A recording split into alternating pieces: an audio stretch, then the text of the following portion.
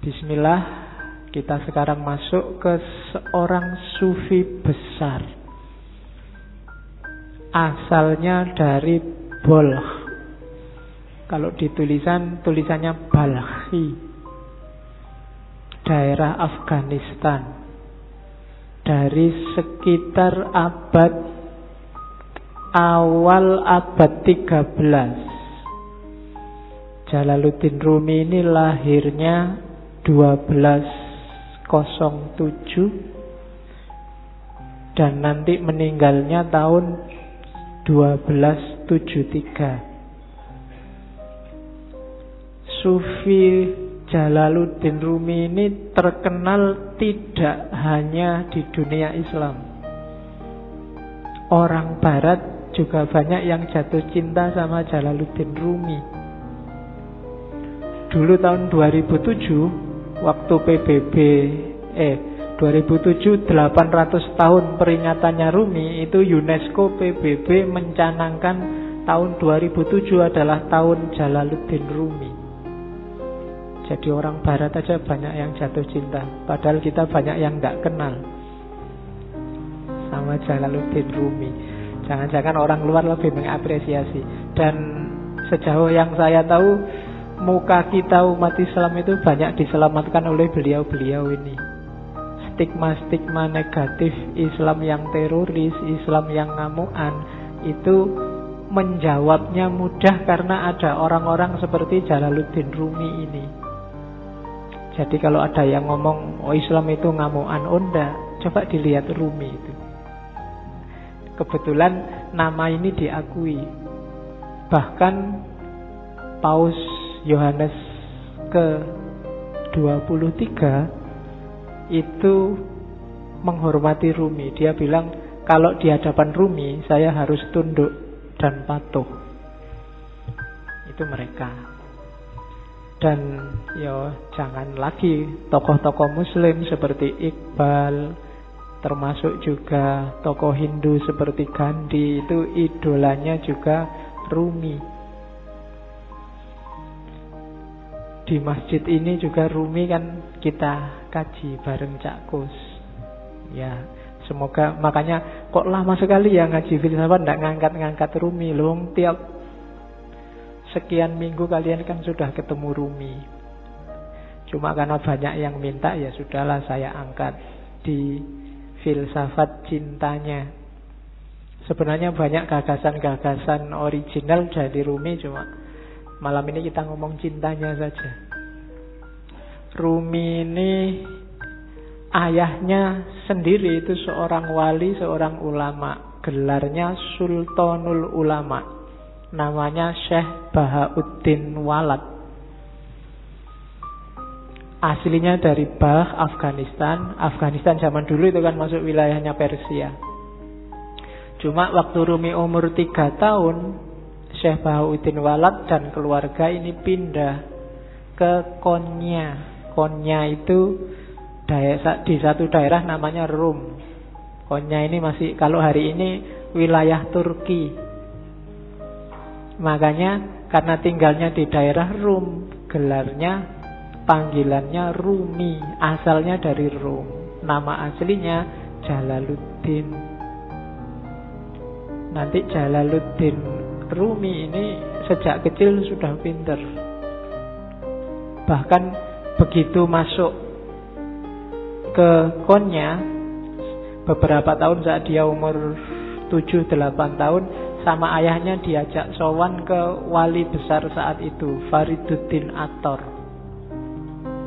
Begitu Fariduddin Attar sama Rumi melihat Rumi ini saat itu berdiri di belakang ayahnya. Katanya Attar, lihatlah, lautan sedang datang, dan di belakang lautan itu ada samudra. Jadi Sufi dan wali itu biasanya lebih ngerti siapa ya jadi siapa. Dan ramalannya Fariduddin Attar benar bahwa Rumi ini nanti melebihi ayahnya jauh. Setelah ayahnya meninggal, nanti Rumi lah yang menggantikan ayahnya. Kalau zaman sekarang mungkin di pondoknya santrinya banyak, 4.000-an lebih.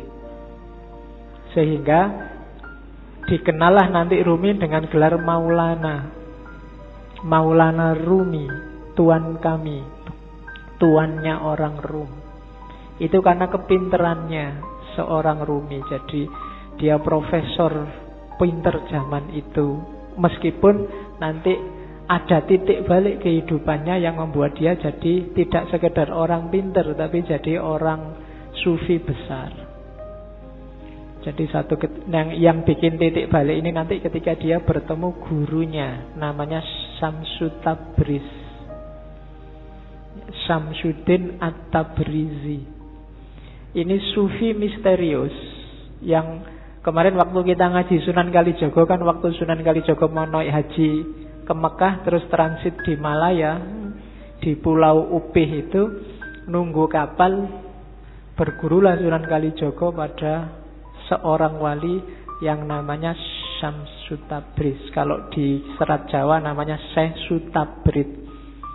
Syekh Sutabrid ini dimungkinkan ya wali pengembara Syamsu Tabriz ini, meskipun ada beberapa kritik termasuk ndak sinkron tahunnya, tapi bisa jadi juga.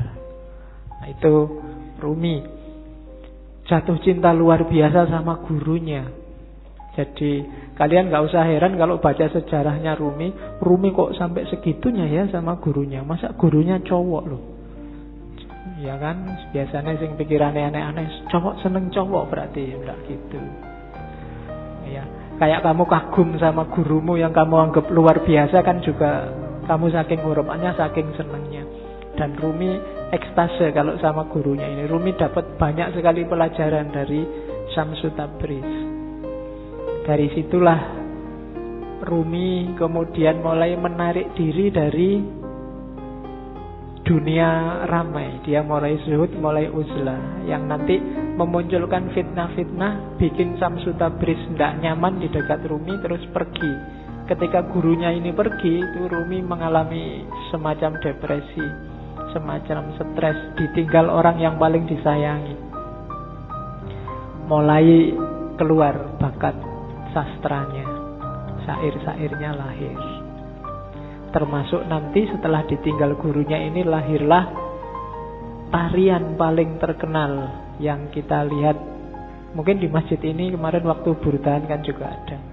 Orang barat menyebutnya whirling dervish, sufi berputar, yang gambarnya orang muter-muter cepat sekali itu.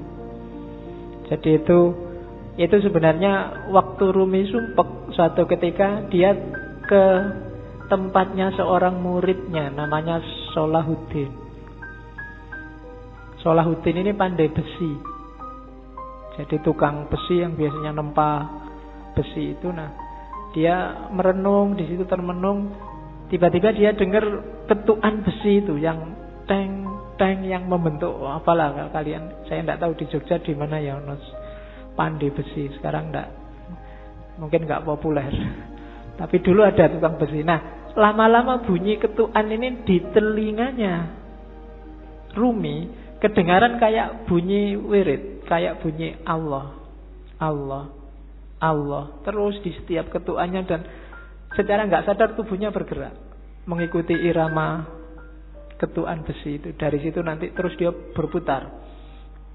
Dari situ nanti lahir whirling dervish yang terkenal dalam torekot yang di torekotnya Rumi itu namanya torekot Maulawiyah.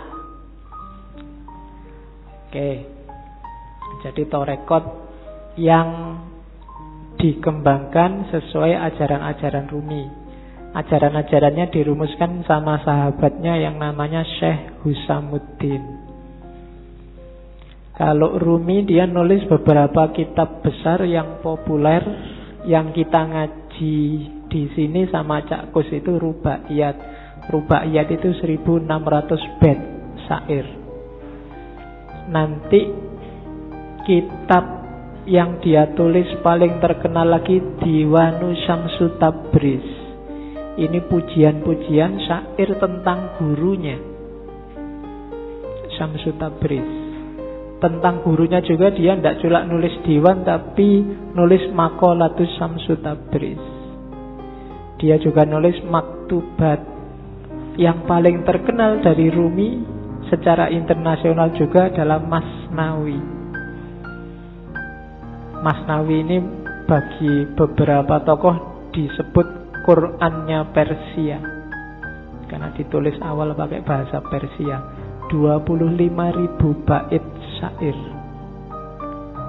didiktekan pada sahabatnya Syekh Husamuddin dalam jangka kurang lebih 15 tahun. Meskipun enggak secara kontinu di tahun-tahun terakhir kehidupannya Rumi. Itu untuk menutupi kerinduannya pada gurunya. Syekh Husamuddin ini sahabatnya yang bertugas mencatat syair-syairnya Rumi. Jangan salah, Rumi itu kalau bersyair nggak pakai mikir, nggak pakai nulis.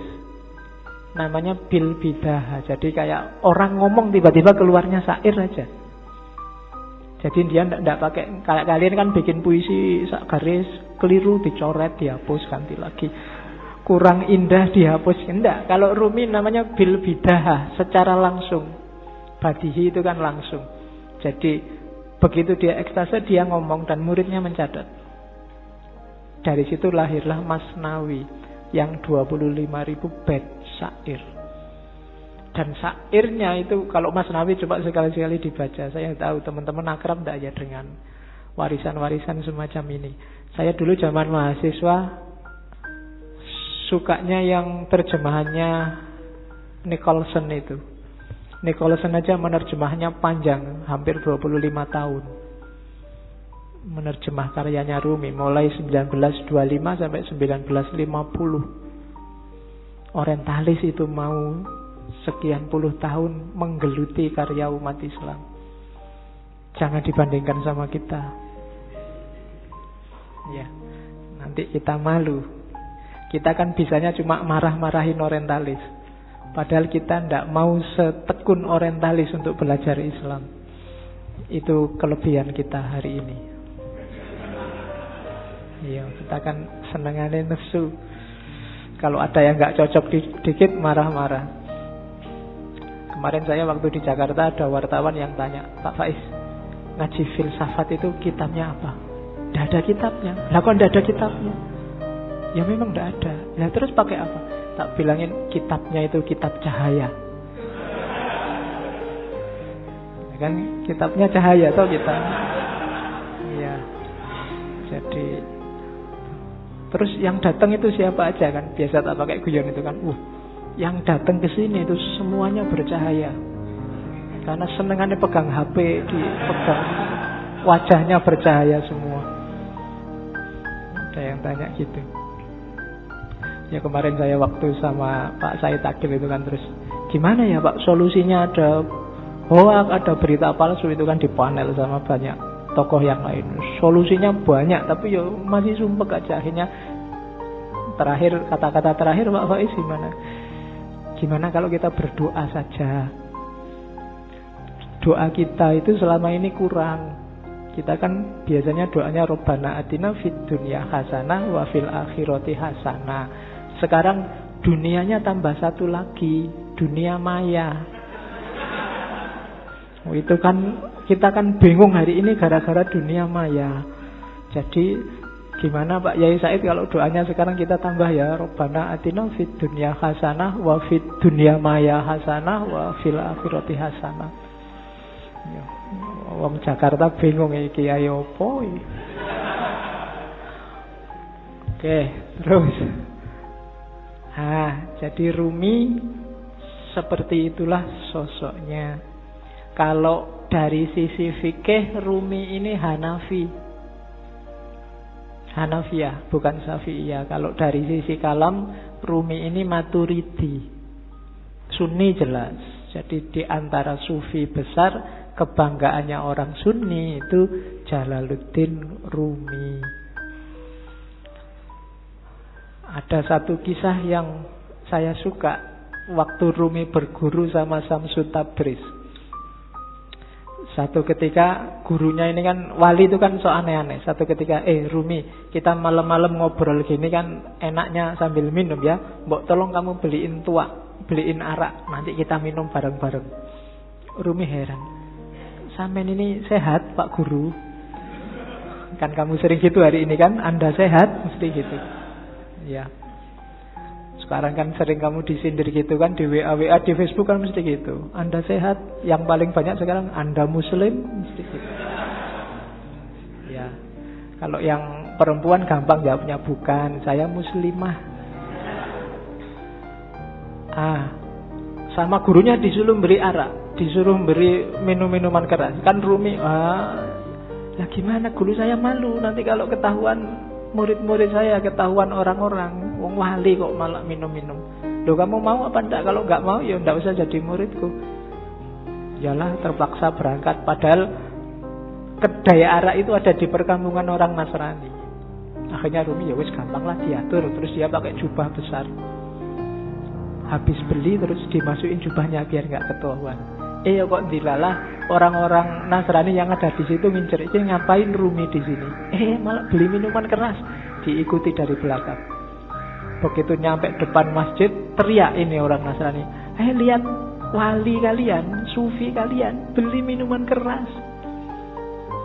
Oh, itu orang masjid, masa tau? Nggak percaya awalnya. Begitu dibuka, coba lihat di jubahnya. Bener ada minuman keras di situ. Wah, wali palsu berarti dipukuli banyak orang. Rumi di situ. Saat Rumi dipukuli terus gurunya datang, Samsu Tabriz. Gurunya bilang, kalian salah paham, itu bukan minuman keras, itu cuma air putih biasa. Waktu coba lihat, ternyata benar air putih biasa. Itu sebenarnya pelajaran buat Rumi. Rumi, kamu membanggakan apa? Status, nama besar, kewalian, penghormatan orang lain. Apa benar mereka menghargaimu, menganggapmu penting, menganggapmu besar? Wong cuma gara-gara botol kecil ini aja kamu sudah dipukuli. Jadi tidak ada atribut, tidak ada nama, tidak ada kebesaran, tidak ada kebanggaan. Kalau sama orang lain ya manusia itu begitu. Maka jangan menyombongkan nama besar, jangan menyombongkan nama baik. Mungkin di Indonesia dulu ada ulama yang gara-gara nikah lagi terus orang se-Indonesia marahin dia. Ada kan begitu? Nama besarnya langsung jatuh. Loh, itulah rakyat, itulah masyarakat. Kalau kita mengandalkan pendapat masyarakat, kita menjaga nama baik di tengah masyarakat, apa nama itu? Apalagi di era hari ini kan fitnah, berita bohong berseliweran. Kalau kita andalannya nama baik, besok kamu tak bikinin hoak, namamu langsung jatuh. Maka jangan mikir itu. Tidak usah sibuk dengan orang menganggap aku baik apa enggak. Yang penting lakukanlah, jadilah orang baik. Tidak usah mikir benar enggak aku baik, orang melihatku baik. Ada kebalikannya, aslinya kamu jelek tapi kamu ingin dianggap baik. Itu nanti yang disebut pencitraan. Oke. Wong kamu foto aja kan, foto itu kan harusnya nggak menipu, tapi kan kamu cari aplikasi sekiranya wajahmu bisa kelihatan cakep kan gitu. Foto dari depan jelek, dari samping dari sana, kan sering-sering begitu.